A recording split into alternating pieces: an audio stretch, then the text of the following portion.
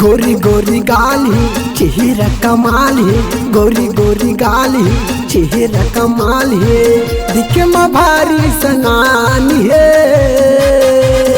16-17 के उम्र मटूरी गजब के माल है, 16-17 के उम्र मटूरी गजब के माल है। गोरी गोरी गाली चेहरा कमाल है, गोरी गोरी गाली चेहरा कमाल है, दिखे में भारी सनानी है।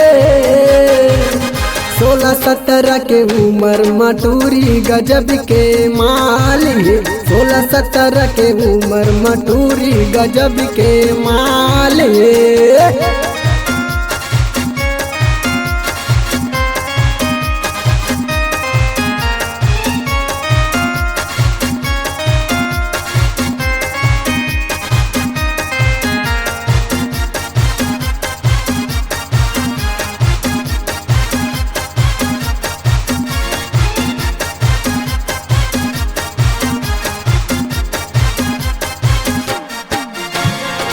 तेला जवानी छागे रे करते हावे फैसनना, एक फैसन ला देख रे मन हो गए बेहाल ना।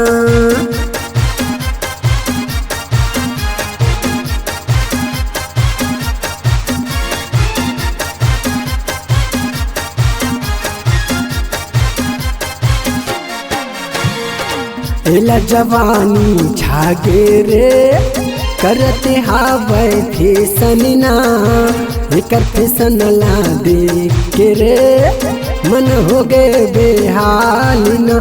तेला चढ़ी जवानी ये टूरी दीवानी करते बवाल न। 16-17 के उम्र मटूरी गजब के माल ना, 16-17 के उम्र मटूरी गजब के माल ना।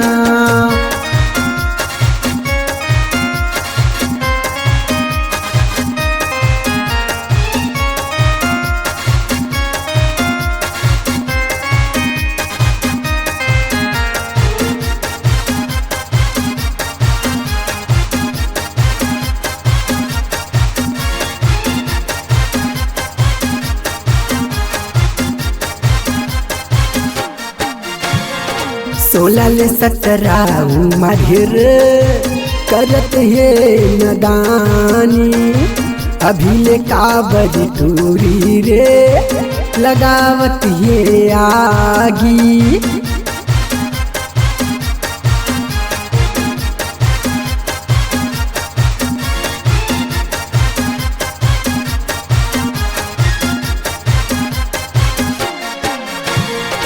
16-17 उम्र रे करत है नदानी, अभी ले काबर टूरी रे लगावत है आगी। ये लचक है जवानी ये टूरी दीवानी करत है बवाल ना। 16-17 के उम्र मटूरी गजब के मालिना, 16-17 के उम्र मटूरी गजब के मालिना। गोरी गोरी गाली चेहरा कमाल है, गोरी गोरी गाली चेहरा कमाल है, दिखे में भारी सनानिना।